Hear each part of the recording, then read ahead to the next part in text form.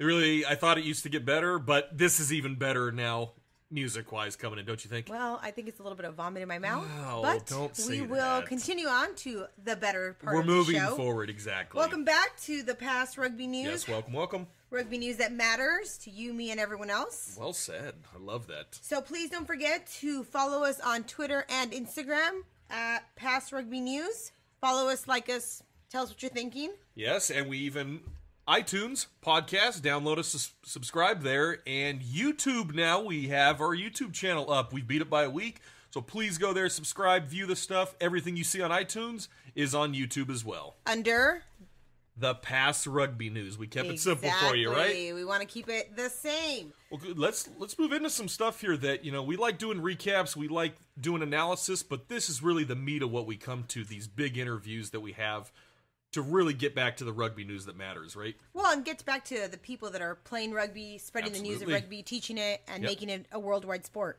And I think today's interview is the first one, and I'm thrilled on this one. Well, it's really exciting. It's just exciting to see the spread of rugby and where it's reaching and, World Rugby. And today we have on the show, we're going to be interviewing the CEO of the Afghanistan Rugby Federation, Mr. Asad Ziar. And we want to thank him so much for taking time to give us a little shout out and letting us ask him and pick his brain about what's going on with rugby on that side of the world. Bet. Yeah. Well, let's get into it then. Let's have a listen, yeah? All right, guys. I'm here with CEO of Afghanistan Rugby Federation, Mr. Asad Ziar. Hi, Asad. How are you? Good morning, Vince there, and all those who are listening to us. I'm fine, doing well. Yes, very well. Hey, we want to start asking you about rugby in general and with Afghanistan. First question really is, how has the country received the game? Rugby was not played here in Afghanistan, but it was played in some of the forward operating bases. I mean, the bases by the international forces here in Afghanistan, especially in Kabul. When we were watching these guys, so they were playing like the Brit in the Aussies, they were playing here in Kabul. And when we saw this game that as our national sport is Buskashi, it was very much relevant to our national sport. So I choose this for Afghans. And as the locals were unable to go to these bases, so we just copied the game from them and took it out. That's phenomenal. And great story on that to see. Now, when you talk about selling it to the community in Afghanistan, do you sell it as a world sport? Do you try to put your own spin on it with elements of Buzkashi coming over and even cricket? Or is it something totally separate, unique? No, it's not unique. It is just we are introducing rugby here as an international sport here in Afghanistan too. And definitely people, that why we choose rugby. If I explain this, that our national sport is Buskashi. And whenever there is a cricket or football matches in most parts of the country, especially in the northern part, you will always witness in the background of the matches some Afghans riding horses and some wrestling with each other. And so I thought that rugby will be better a suitable sport for these guys. Yep.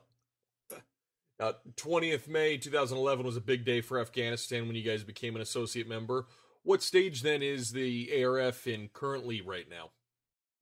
We are right now an associate member of the ARFU, and hopefully then this year in July we will manage to get the full membership from the Asian Rugby Football Union.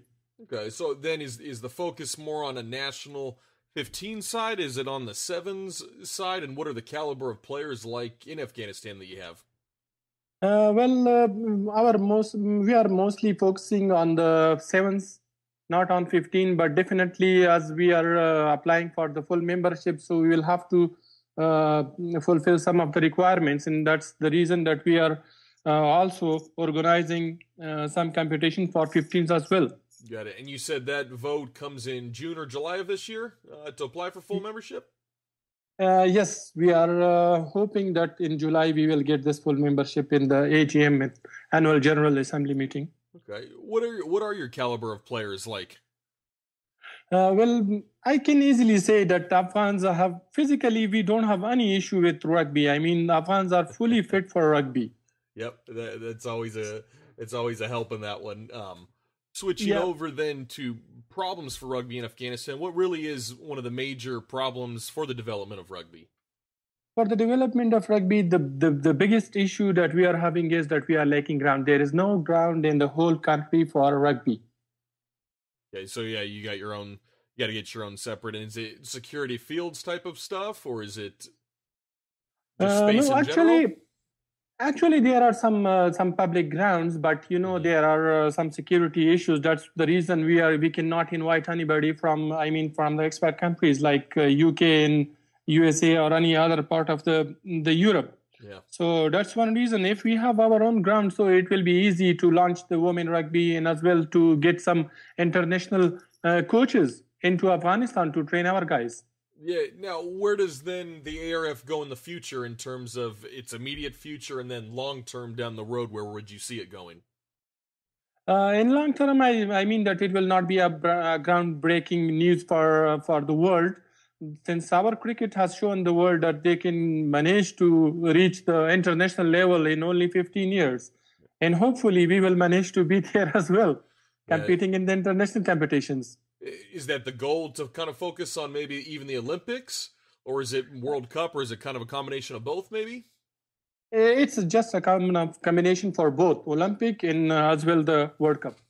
Got it. Now, when we have 6 World Rugby member unions across the globe, and Europe specifically has 39 entities, Asia has 23. Can you ever, as a CEO, see maybe a Middle East union being created in the World Rugby scene? Definitely, as we are seeing that the United Arab Emirates is doing their best to organize some events, likewise, I should mention the name of the West Asia tournament organized by them. So if they are going the way that they are now, definitely there will be some very result-oriented competitions here in Asia as well. And that's what we want to see, right? You have so many countries between there that I would imagine it would help your travel. Instead of having to travel all the way across Asia, you could play someone next door, right? More than anything.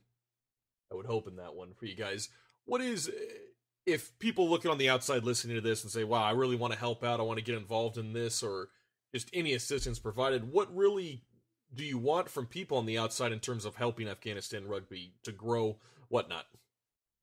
I mean that the only thing we need is right now that, as you are well aware, that we are inexperienced. Physically we are fit, but technically we are lacking the experience. And those guys, who are experienced rugby players, who when they visit Afghanistan, they can give me a call and I can take my guys there into their compound just to get some training from them. There you go, and that's phenomenal.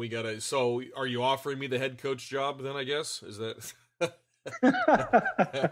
Yeah, I'll bring my wife too. I can do it. When we're talking, you're a very astute guy. You've been involved in UNICEF, UNHCR. Your resume speaks for itself, massive. So in terms of rugby projects that you've kind of got going and spearheaded a little bit, can you explain anything about the Afghan school rugby development and even more importantly, Let's Play Rugby and how that is effective? Yeah, we have just tried our best to introduce rugby to more and more people, because still it's a very new sport in Afghanistan. In even some people call it the watermelon ball game. So, still it is. At least they got it correct, the shape. So that's good. That helps with that. And that's the reason we have to introduce this sport to schools, definitely to those schools which are having some grounds. That's girls' schools and boys' school as well in Kabul. Right now we are having programs in 5 schools, and definitely we will be doing our best to expand this to other areas as well. Now, I'll go off on a tangent on this one here. We interviewed recently Michaela Staniford, England Rugby, IRB Player of the Year. And she was talking a lot about women's rugby. Does women's rugby have a future in the growth of Afghanistan rugby? Definitely, it must have it, because there are women playing football in Afghanistan, and they are active members of the martial art federations as well. So definitely, rugby has some resemblance with these sports, and we must have it, and we must achieve this target. I get asked this a lot, people, what happens when it rains and snows in rugby, and my typical thing is you play through it, but a lot of people cancel matches. But what is snow rugby? Clearly you guys play it, so is it exactly what it sounds? Yes, we have two tournaments in snow, for snow rugby. Whenever there is snow in Afghanistan, the rugby players, everybody is just calling me that when is the tournament for the snow? So this year, unfortunately, we didn't have that much snow in Afghanistan, and we could not manage to organize any tournament for the players. While everyone is very much keen, and even the media are calling us that when is your next tournament, the snow tournament. So people are enjoying here the snow. So you're playing rugby all year round is what you're doing, right? Main thing. Yeah. We are playing rugby and we are not stopping it, and we love to play. And most of our players, they are very much keen to play in snow. Got it. Now you've been through a lot, and there's this incredible story that the world media picked up. Your captain Mustafa Sadat, who carried a man after a suicide bombing all the way to the hospital after rugby practice, and it's absolutely gone viral. But what can you say about the Afghanistan people in general, just outside of rugby, their aspirations to move forward and just their resolve in everything? Is there something unique about you guys? You know that Afghans are now familiar with these suicides and bombings. It's just a routine, and I mean every day there is something going on. I mean bad things going on. So definitely everyone is just like Mustafa, and as we are rugby players, I mean that our guys are a little bit famous, so they do not have to escape the event. They just have to move forward and to help others. Yep, just keep being yourself. Is there anything you want to say to the rest of the world about Afghanistan rugby that we haven't covered? About Afghanistan rugby, I would just add that if there is any clubs members or associates or executives, they are hearing me that we do not need any type of cash. But we only need is that if they can help us with their used kits, I mean rugby kits or rugby tools, anything, they can help with Afghanistan rugby, that will be a better help for us. Yes, and you bet. And we put all the links up on our YouTube channel and our iTunes podcast so you can see them there, and we can definitely get behind it. And Asad, we really appreciate you being on the show here, and we wish you nothing but the best of success and luck. And we're going to have a podcast again then in July when you guys get the full vote, all right? Thank you very much, Vincent, and have a good day. Thank you. Take care, Asad. What a great interview. It was such a pleasure to hear what's going on over there. Wasn't that? Yeah. It's just, and Asad, for anyone who just listened to that, he is a phenomenal guy. He knows a bunch. He has a lot of acclimates to his name, and he really wants to great give insight. Back, great right? insight about the rugby culture, rugby community. I mean, I really loved his points about touching about how in other sports there's, moments of excitement, but in rugby, basically, like you said, you always have to have your arms up because something great is happening. Oh, exactly. I thought that was a wonderful point. He really grasped that. Well, and it gives back to the people of Afghanistan. Like he said, this is a mountainous region, and they're very fit where most of us around the world, sevens is a very difficult thing to adapt to. And the Afghanis in general have adapted pretty quickly. Well, not just that, but I think what he made a valid point, which I think is anyone that loves rugby knows this, is that it's a cheap sport. Not to sing in itself, but it's a cheap sport to play. Well, it follows the international football/soccer model that all you need is a ball to play, right? Right. And that's what you need. And I appreciate the point that he highlighted about Buzkashi that I remember from my days playing the game. Wishful thinking. Okay, I never played, but I thought about it. That you need more, right? And just going back to the simplicity of sports, I think really engages everyone. I think the fact that, he, as a CEO and wanting to grow rugby there, realized that, there is a great model. Yeah. Cricket there has clearly grown. Yes. And you know what? They don't think that they're above this. They thought, okay, this is a great model. Let's follow it. And clearly it's doing great. My favorite part of everything that he's really talked about was the grassroots. I mean, I think that's so important in realizing that for rugby to continue to get to the second level, as he put it, which is like really a big idea for him to have with not so much rugby as a growth there, that meaning that he didn't grow up watching rugby, living it, kind of like here in America. So I thought that was a very big idea for someone to understand. And rugby is like a lot of other countries still vying for attention outside of the national sport of cricket. It's just wonderful that he realized that youth rugby gets you to the second level of rugby. Yeah. Meaning that the first place they wanted to instill it was in schools, which I find phenomenal. I mean, do it from the beginning, for everything that Afghanistan is going through and has gone through, I think this is an amazing thing for them. Well, it was really interesting to hear, the big problems that most teams around the world have in terms of existence and just unions staying afloat is very opposite to what Afghanistan's problem is. The security of the field. We take that for granted in a lot of Western nations that we go onto the pitch, right? Oh, especially in the U.S. and even in Europe. In my time playing in England, was you never once think about the pitch you're going on to, right? The security with it, but that's something they have to think about constantly. And just, I cannot imagine trying to play a sport like rugby. But the fact that they are well aware of where they are lacking and where they're, they need help in, and acknowledging and asking for help, because that is also a difficulty for a lot of people. Myself and Asad talked for a good 20 minutes after we recorded, and one of the things he really highlighted was it's tough to get people in because of the security issue. And all we can do is hope that those things will change. But in the meantime, finding support for them. So, for anyone out there listening that knows how to get donations that way, whether it's getting personnel to embassies that are willing to help to train them there, balls, equipment, uniforms, even it's for their school age program. I think it's a wonderful way to help. I mean, please Twitter us and make sure at Past Rugby News, and we'll figure out a way to get that over there. We can start an initiative and move it, because I don't think the model is you want to take them out of the area, right? No, the point is to grow rugby there. And they were talking so much, they have this big vote coming up in July. July, right? So to move from an associate member spot to a full member spot in the ARFU, the Asian Rugby Football Union, right? Right. And I think if they could get that full member slot there, then now they're a full equal member. Now, I think it still goes back to, that's a lot of traveling to do, especially for underfunded. But ultimately it has to start somewhere. So it does. You know what, that West Asia tournament, I think is wonderful for them. True. I mean, clearly they've played some big teams, like, he was saying, and Asad gave us a lot they of beat names. Lebanon in the UAE in November, I'm not right? surprised. I'm not surprised. And this is and he even noted that they've already beat these teams with little technique training. So can you imagine what this could do? Get some technique in it, And so ultimately, the other cool thing that I thought was pretty amazing, if you haven't checked this out, please go Google it, YouTube it. Yeah. We'll put a clip of it in ours.